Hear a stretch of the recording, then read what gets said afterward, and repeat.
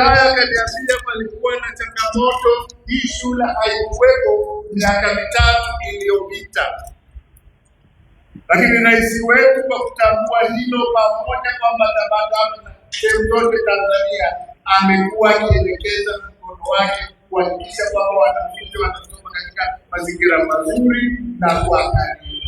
Samia oye! Na ndio maana sisi wengine tuliosoma miaka ya huko nyuma tulikuwa tunatembea kilomita 8 nenda rudi, alafu kwa miguu pekee, lakini tulizingatia hili, ndio maana tutafika. Kwa hiyo niwaombe wanangu, lakini mzazi namba moja ni Mheshimiwa Rais. Mimi ni mzazi mwandamizi.